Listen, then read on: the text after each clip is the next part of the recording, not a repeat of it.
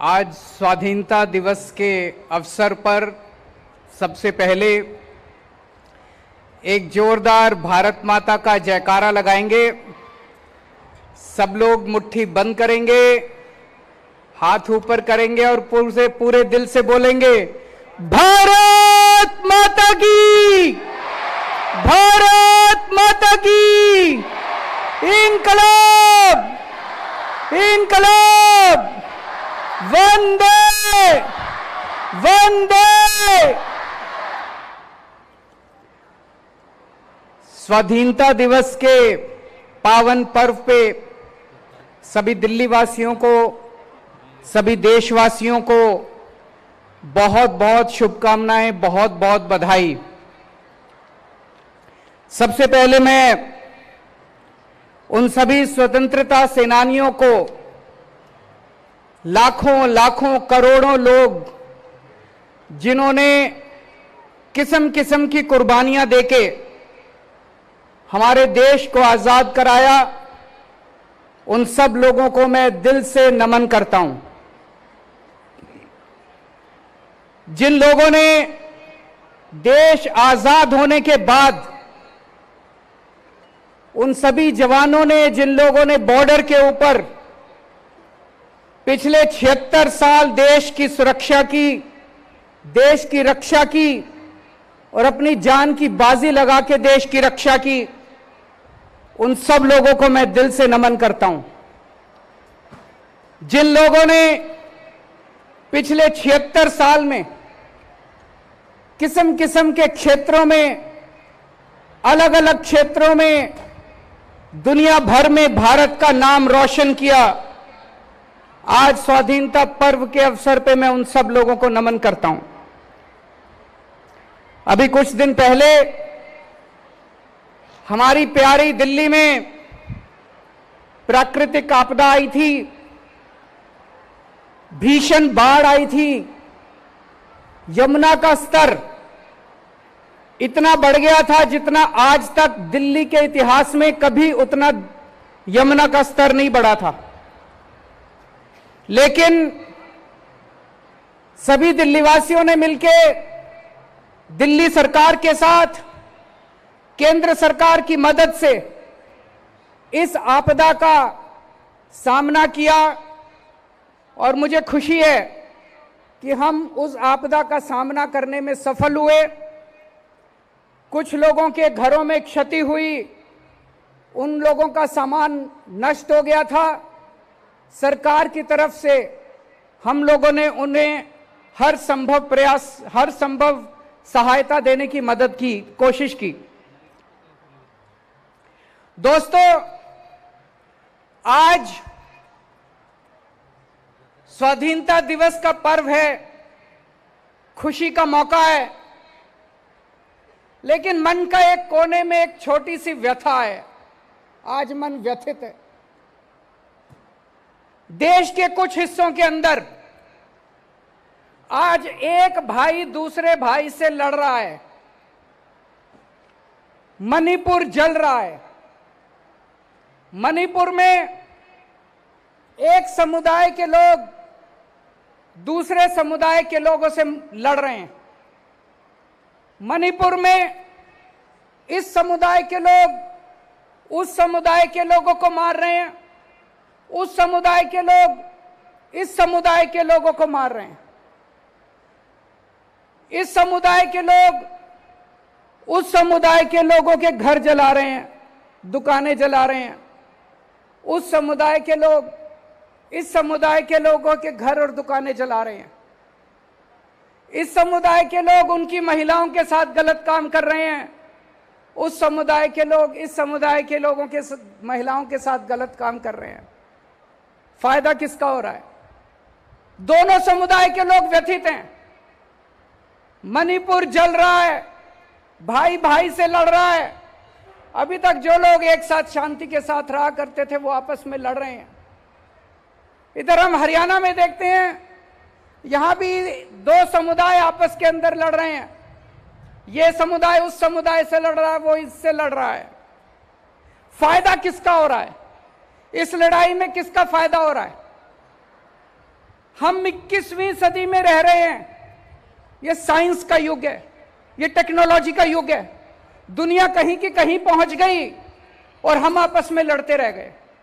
अगर हम आपस में लड़ेंगे, अगर भाई भाई से लड़ेगा, तो भारत विश्व गुरु कैसे बनेगा? हम लोग तो रोज कहते हैं कि भारत विश्व गुरु बनेगा, भारत विश्व गुरु बनेगा। भारत विश्व गुरु कैसे बनेगा?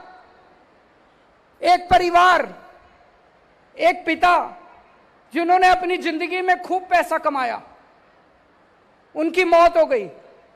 उनके 4 बच्चे हैं, चारों बच्चे आपस में लड़ रहे हैं, एक दूसरे को मारने पे आतुर हैं। क्या वो परिवार प्रगति कर सकता है? बिल्कुल नहीं कर सकता। पिताजी जो कमा के गए थे वो भी खत्म कर देगा परिवार, चारों बच्चे उसको भी उजाड़ देंगे। लेकिन एक परिवार जिसमें चारों भाई मिलके परिवार में एक साथ मोहब्बत के साथ रहते हैं, वो परिवार तरक्की करता है।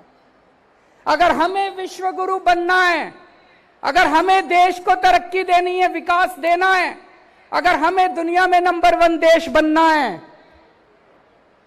तो 140 करोड़ लोगों को एक परिवार की तरह रहना पड़ेगा। 140 करोड़ लोगों को एक टीम की तरह रहना पड़ेगा। आज हमारे देश के सामने इतनी समस्याएं हैं, उन समस्याओं को कैसे निपटेंगे हम अगर हम आपस में लड़ते रहे तो? आज सुनने में आता है देश के कई हिस्सों में लंबे लंबे बिजली के पावर कट लगते हैं। कहीं 7 घंटे का पता चलता है, उस राज्य में 7-7 घंटे के पावर कट, इस राज्य में 8-8 घंटे के पावर कट, कई कई घंटे बिजली नहीं आती। मैं आपसे पूछना चाहता हूं, पूरी दुनिया में ऐसा कौन सा अमीर देश है, पूरी दुनिया में ऐसा कौन सा विकसित देश है जिसमें लोगों को 24 घंटे बिजली नहीं मिलती? जब तक हमारे देश के अंदर 7-7, 8-8 घंटे के पावर कट लगेंगे, हमारा देश कभी विश्व गुरु नहीं बन सकता। कहने को बड़े बड़े भाषण दिए जा सकते हैं, जब तक हमारे देश में 24 घंटे बिजली नहीं होगी, इंडस्ट्री कैसे तरक्की करेगी? किसान कैसे बुआई करेगा अगर हमारे देश के अंदर 24 घंटे बिजली नहीं होगी? तो अगर हमें दुनिया में विश्व गुरु बनना है तो अपने देश में 24 घंटे बिजली का इंतजाम करना पड़ेगा। हमारे देश में लंबे लंबे पावर कट क्यों लग रहे हैं? बिजली क्यों नहीं आती? क्या बिजली की कमी है? अब मैं आपको एक ऐसा आंकड़ा बताने वाला हूं जिसे सुन के आप चौंक जाएंगे। हमारे देश में 4.25 लाख मेगावाट बिजली बनाने की क्षमता है। कितनी क्षमता है? 4.25 लाख मेगावाट बिजली उत्पादन करने की क्षमता है। यानी कि हमारे देश में इतने पावर प्लांट हैं कि वो सारे अगर 100% क्षमता पे काम करें तो 4.25 लाख मेगावाट बिजली बना सकते हैं। और हमारे देश की बिजली की डिमांड कितनी है? पीक डिमांड, यानी कि सबसे ज्यादा डिमांड। जैसे दोपहर के टाइम में सारे लोग एसी चला लेते हैं तो सबसे ज्यादा बिजली, उसको पीक डिमांड कहते हैं। पीक डिमांड हमारे देश की केवल 2 लाख मेगावाट है। हमारी 4.25 लाख मेगावाट बिजली बनाने की क्षमता है, लेकिन केवल 2 लाख मेगावाट बिजली की डिमांड है। फिर भी बिजली नहीं आती, फिर भी पावर कट लगते हैं, फिर भी हमारे घर में बिजली नहीं पहुंचती। क्यों? क्या कारण है? मिसमैनेजमेंट, भ्रष्टाचार, लैक ऑफ विजन। पहले दिल्ली में भी ऐसे ही था। 2015 में जब हमारी सरकार बनी थी, मेरे को याद है 2014 की गर्मियां मेरे को आज तक याद है, जब रात को 7-7, 8-8 घंटे के पावर कट लगा करते थे। दिल्ली में हमने ठीक कर दिया। यहां भी मैनेजमेंट खराब था, दिल्ली का मैनेजमेंट हमने ठीक किया। आज पूरे देश में दिल्ली अकेला शहर है जहां 24 घंटे बिजली आती है। अब दिल्ली में पावर कट नहीं लगते, अब दिल्ली में बिजली नहीं जाती। लोगों ने जनरेटर खरीदने बंद कर दिए, इन्वर्टर खरीदने बंद कर दिए। अब दिल्ली में 24 घंटे बिजली आती है। पंजाब में भी पहले यही हाल था, लंबे लंबे पावर कट लगते थे, बिजली आती नहीं थी, 6-6 घंटे के, 7-7 घंटे के। अभी 1 साल हुआ पंजाब में सरकार बने हुए, पंजाब में 24 घंटे बिजली आनी चालू हो गई है। पंजाब में भी अब 24 घंटे बिजली आती है। देश में भी 24 घंटे बिजली आ सकती है। अगर हमारी 4.25 लाख मेगावाट बिजली बनाने की क्षमता है, तो हमारे देश के अंदर भी 24 घंटे बिजली आ सकती है। मैनेजमेंट ठीक करना है, भ्रष्टाचार खत्म करना है। 3 से 4 साल लगेंगे। 3 से 4 साल के अंदर पूरे देश के अंदर 24 घंटे बिजली आ सकती है, पावर कट खत्म हो सकते हैं। और जब देश में पावर कट खत्म होंगे, 24 घंटे बिजली आएगी, तभी तो हमारा देश विश्व गुरु बनेगा। लंबे लंबे पावर कट से विश्व गुरु कैसे बनेगा? एक और बात है, कोई पावर प्लांट अगर 50% कैपेसिटी पे चलता है, तो वो जो बिजली पैदा करता है वो बहुत महंगी होती है। और अगर 100% कैपेसिटी पे काम करता है, तो वो बहुत सस्ती बिजली पैदा करता है। अगर हम अपनी पूरी 100% क्षमता पे 4.25 लाख मेगावाट बिजली पैदा करनी चालू कर दें, देश में बिजली के रेट आधे हो जाएंगे। हम बिजली एक्सपोर्ट करना चालू कर देंगे, दूसरे देशों को भारत बिजली देना चालू करेगा, और अपने देश के अंदर 24 घंटे बिजली आनी शुरू हो जाएगी। तभी मेरा भारत विश्व गुरु बनेगा। मैंने दिल्ली में मुफ्त बिजली देनी चालू की। 200 यूनिट तक लोगों के बिजली के बिल हमने माफ कर दिए। कुछ लोगों ने मेरा बहुत मजाक उड़ाया। पंजाब में जब सरकार बनी, पंजाब के अंदर भी हम लोगों ने लोगों को बिजली मुफ्त देनी चालू कर दी कि अगर आपका 200 यूनिट तक का बिजली का बिल आता है तो आपको बिजली का बिल नहीं भरना पड़ेगा। कुछ लोगों ने मेरा बहुत मजाक उड़ाया, कुछ लोगों ने मेरी बहुत निंदा की, कुछ लोगों ने कहा केजरीवाल फ्री की रेवड़ी देता है। आज मैं देश के सामने 2 विकल्प रख रहा हूं। पहला विकल्प, अगर हमें पूरे देश के 140 करोड़ लोगों के 200 यूनिट तक के बिजली के बिल माफ करने हैं, केवल 1.5 लाख करोड़ रुपए का खर्चा आएगा।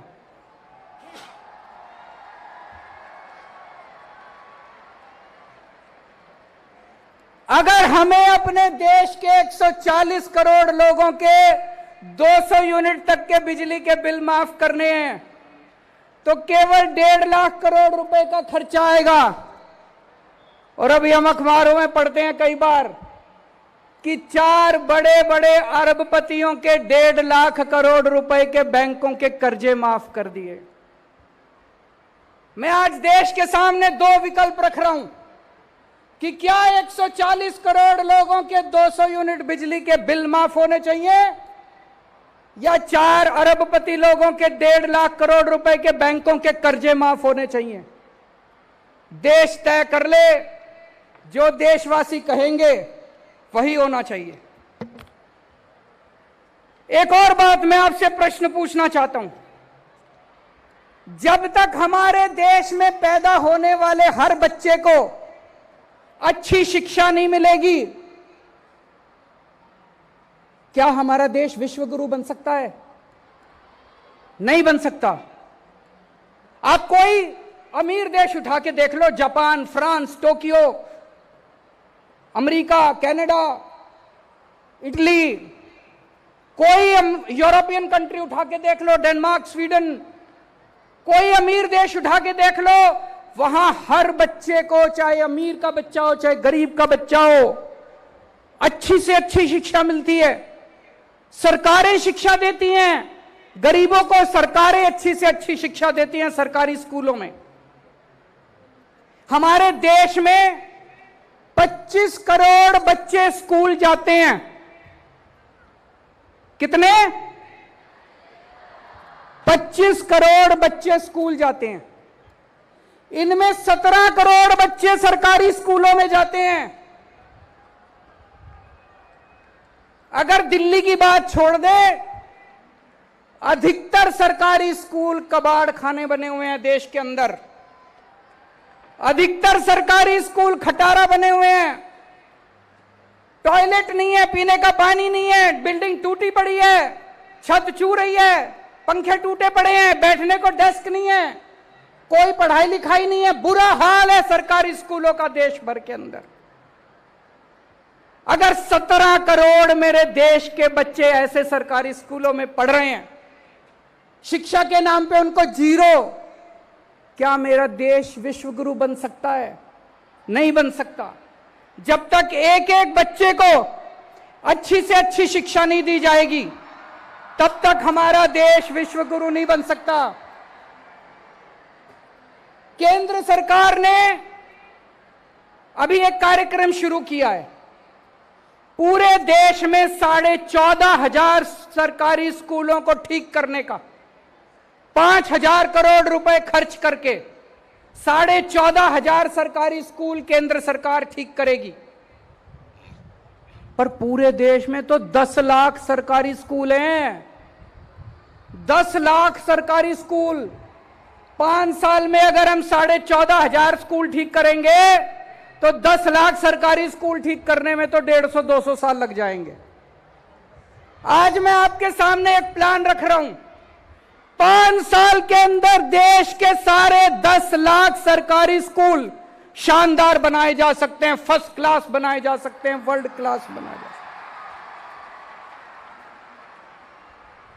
हैं। देश के सारे 10 लाख सरकारी स्कूलों को प्राइवेट स्कूलों से अच्छा बना देंगे, वर्ल्ड क्लास बना देंगे।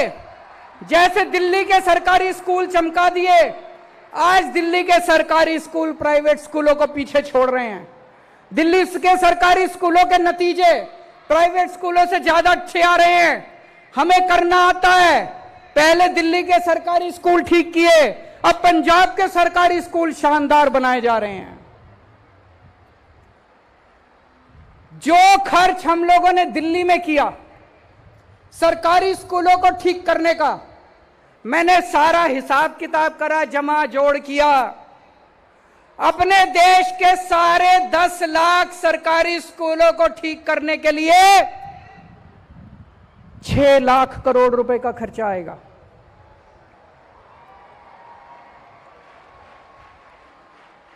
और अगर 5 साल में ठीक करेंगे तो 6 लाख को 5 से भाग करके देख लो, 1.25 लाख करोड़ रुपए हर साल खर्च करने पड़ेंगे। 1.25 लाख करोड़ रुपए भारत जैसे देश के लिए, अपने लिए कोई ज्यादा नहीं है। अगर मेरे देश के 25-17 करोड़ बच्चों को अच्छी शिक्षा मिलती हो, अगर मेरे देश के 17 करोड़ बच्चों को शानदार शिक्षा मिलती हो, प्राइवेट स्कूलों से भी अच्छी शिक्षा मिलती हो, तो हर साल 1.25 लाख करोड़ रुपए तो कुछ भी नहीं है। भारत जैसे लोग देश के लिए तो चिल्लर है 1.25 लाख करोड़ रुपए। क्या हमें अपने देश के बच्चों को अच्छी शिक्षा देने के लिए हर साल 1.25 लाख करोड़ रुपए खर्च करने चाहिए? आप लोग मेरे से पूछोगे, अरविंद जी स्कूल तो अच्छे हो जाएंगे, शानदार हो जाएंगे, स्कूल चलाने का खर्चा कहां से आएगा? उसका भी मैं आज हिसाब किताब लेके आया हूं। देश के 17 करोड़ बच्चों को अच्छी शिक्षा देने के लिए, अच्छे अच्छे टीचर देने के लिए, शानदार यूनिफॉर्म देने के लिए, अच्छी पढ़ाई कराने के लिए, टीचर्स को अच्छी ट्रेनिंग देने के लिए एक साल में 7.5 लाख करोड़ रुपए चाहिए। और अभी पूरे देश में केंद्र सरकार और सारी राज्य सरकारें मिला के शिक्षा के ऊपर 7.5 लाख करोड़ रुपए खर्च करती हैं। इसका मतलब कोई भी एक्स्ट्रा पैसा नहीं चाहिए। जो खर्चा होता है उसमें भ्रष्टाचार खत्म कर दो, सारे बच्चों को अच्छी शिक्षा मिल जाएगी।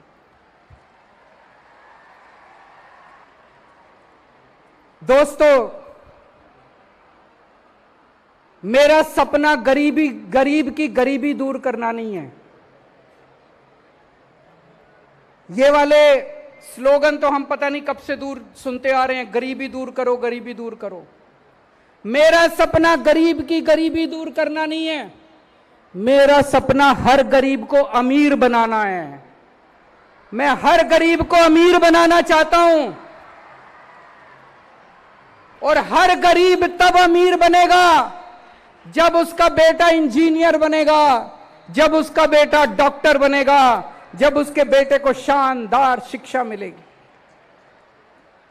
एक मजदूर के बेटे को जानता हूं, उसके पिताजी दिहाड़ी करते हैं, मुश्किल से 4-5 हजार रुपए महीना कमाते हैं। दिल्ली के अंदर 4-5 हजार रुपए महीने में कुछ नहीं होता। उसके बेटे ने सरकारी स्कूल में पढ़ते पढ़ते इस बार वो इसका एडमिशन इंजीनियरिंग में हो गया। अब जब वो बच्चा पास करके निकलेगा, 2 लाख 3 लाख रुपए महीना तनख्वाह, उसकी शुरुआत की तनख्वाह 2 लाख रुपए महीना होगी। अमीर हुआ कि नहीं हुआ उसका परिवार?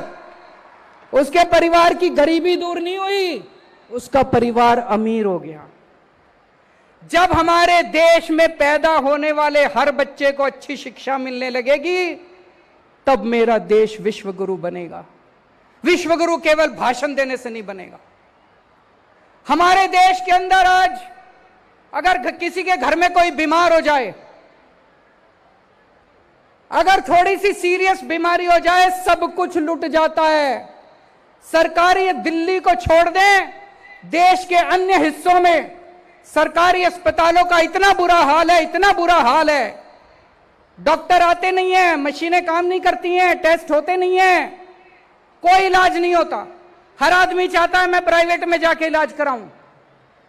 जब तक इस देश के अंदर पैदा होने वाले हर इंसान को अच्छे से अच्छा इलाज नहीं मिलेगा, तब तक मेरा देश विश्वगुरु नहीं बन सकता। आप कोई देश उठा के देख लो, हर देश के अंदर वहां की सरकारें अपने लोगों को पूरा मुफ्त और अच्छा इलाज देती हैं। दिल्ली में हमने मोहल्ला क्लिनिक बनाए, गली गली के अंदर मोहल्ला क्लिनिक खुल गए हैं। अगर आपको छोटी सी बीमारी होती है, आप मोहल्ला क्लिनिक में जाओ, आपका इलाज हो जाता है। आपको दवाइयां मुफ्त मिलती है, आपको टेस्ट मुफ्त होते हैं, आपका इलाज हो जाता है। हमारे देश में कितने गांव ऐसे हैं, दूर दूर तक अगर छोटी सी बीमारी हो जाए, मैंने देखा है सोशल मीडिया में, आपने भी देखा होगा, 2 लोग चारपाई पे उठा के उसको इतनी दूर चलते जा रहे हैं और अस्पताल तक पहुंचने के लिए। मैंने हिसाब लगाया है, देश के कोने कोने में मोहल्ला क्लिनिक खोला जा सकता है। 1 लाख मोहल्ला क्लिनिक खोलने के लिए पूरे देश में कोने कोने में 1 लाख मोहल्ला क्लिनिक खोलने के लिए केवल 10,000 करोड़ रुपए चाहिए। 10,000 करोड़ रुपए तो कुछ भी नहीं है। 10,000 करोड़ रुपए 2 साल के अंदर पूरे देश में कोने कोने के अंदर, देश के कोने कोने में, गांव गांव के अंदर मोहल्ला क्लिनिक खोले जा सकते हैं।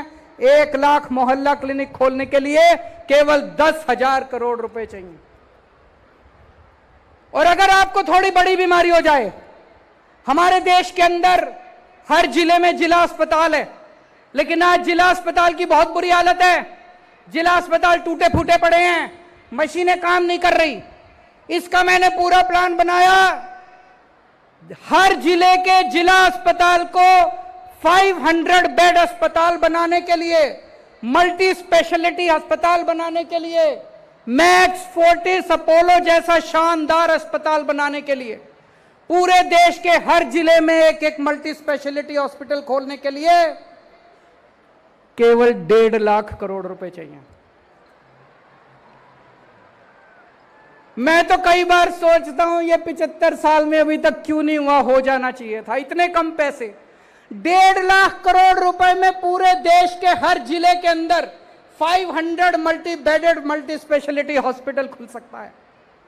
और दिल्ली के अंदर हम हर व्यक्ति को फ्री इलाज देते हैं, सारी दवाइयां फ्री, सारे टेस्ट फ्री, ऑपरेशन फ्री, सब। 140 करोड़ लोगों का फ्री इलाज करने के लिए सबको फ्री इलाज की सुविधा देने के लिए केवल 2.5 लाख करोड़ रुपए चाहिए। तो टोटल कितने हो गए? 2.5 लाख करोड़, 10,000 करोड़, 1.5 लाख करोड़, 4 लाख करोड़। आपको जान के ताज्जुब होगा, आज पूरे देश में राज्य सरकारें और केंद्र सरकार मिलके 4 लाख करोड़ रुपए खर्च करती हैं। एक नया पैसा एक्स्ट्रा नहीं चाहिए, कोई एक्स्ट्रा पैसा नहीं चाहिए। ये जो पैसा चोरी हो रहा है, भ्रष्टाचार में जा रहा है, सारा पैसा मिसमैनेजमेंट हो रहा है।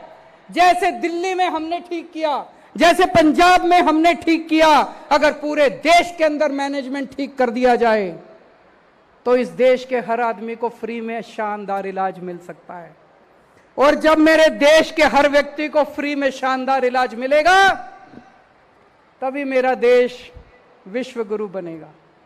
और आप सोच के देखो, अगर हमारे सारे बिजली के प्लांट चलने लग गए, इतने सारे स्कूल खुल जाएंगे, इतने सारे अस्पताल, मोहल्ला क्लिनिक खुलेंगे, 3 करोड़ नए रोजगार पैदा होंगे। मेरे 3 करोड़ युवा साथियों को रोजगार मिलेंगे। पूरे देश में 3 करोड़ लोगों को रोजगार मिलेंगे। लोगों को सुरक्षा चक्र मिलेगा। किसी के घर में बच्चा पैदा होगा, उसे यह चिंता नहीं है मैं इसकी पढ़ाई कैसे कराऊंगा। किसी के घर में कोई बीमार होगा, उसे यह चिंता नहीं है मैं इसका इलाज कैसे कराऊंगा। किसी को अपना बिजली का बिल देने की चिंता करने की जरूरत नहीं पड़ेगी। 3-3 सुरक्षा चक्र लोगों को मिलेंगे। आज इतनी महंगाई है, अभी अभी एक सर्वे आया थोड़े दिन पहले, पूरे देश में सबसे कम महंगाई दिल्ली के अंदर है, 2%। बाकी राज्यों में 6% महंगाई है, दिल्ली में 2% महंगाई है। क्यों? क्योंकि दिल्ली में बिजली मुफ्त है, पानी मुफ्त है, शिक्षा मुफ्त है, महिलाओं का सफर मुफ्त है, इलाज मुफ्त है। इसलिए दिल्ली में सबसे कम महंगाई है।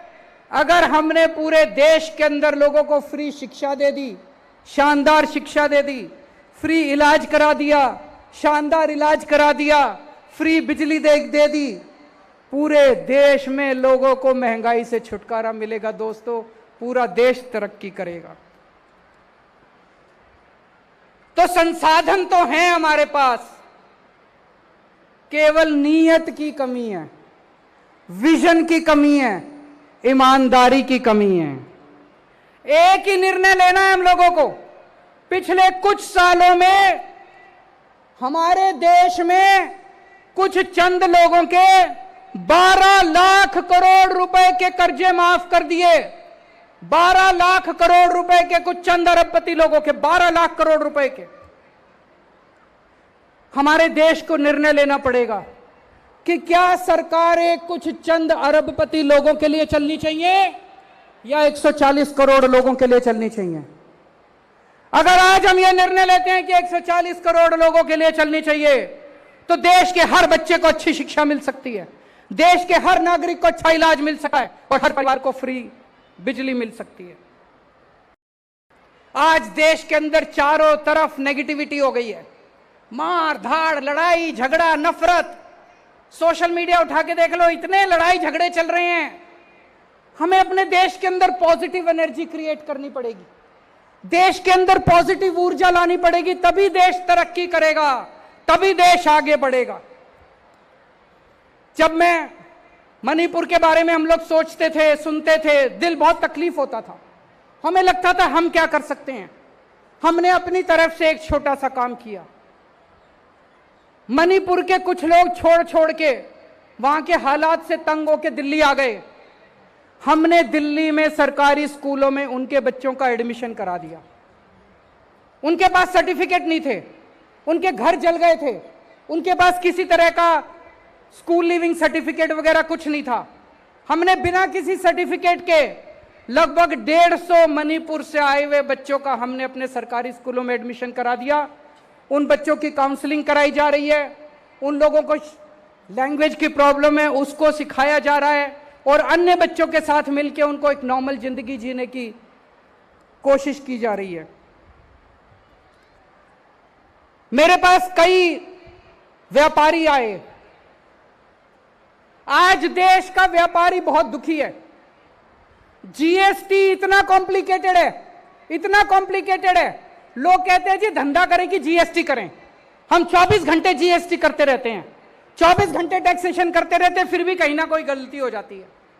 हमारे देश का व्यापारी ईमानदारी से काम करना चाहता है, हमारे देश का उद्योगपति ईमानदारी से काम करना चाहता है, लेकिन हमने सिस्टम ऐसा बना दिया कि उसको जानबूझ के बेईमानी करनी पड़ती है। मुझे लगता है कि जीएसटी के अंदर मूल चूल परिवर्तन करने की जरूरत है। व्यापारी जीएसटी हैंडल नहीं कर पा रहा।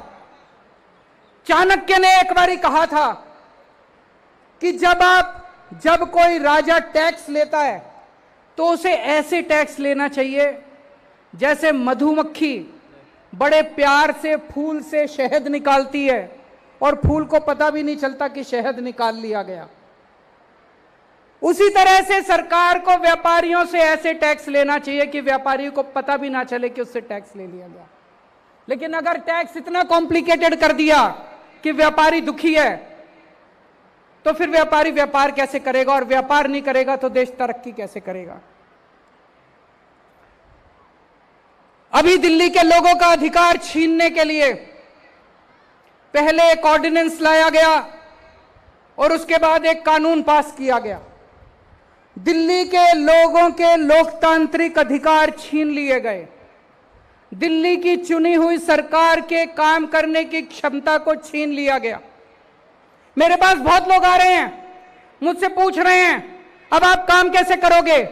आज मैं स्वतंत्रता दिवस के पावन अवसर पे दिल्ली के 2 करोड़ लोगों को यह आश्वासन देता हूं कि जो मर्जी हो जाए, जो मर्जी पावर छीन लें, हमारे 2 काम जारी रहेंगे। एक तरफ हम पावर वापस आपको, आपकी पावर वापस दिलाएंगे, दिल्ली के 2 करोड़ लोगों को आपको अपने अधिकार वापस दिलाएंगे।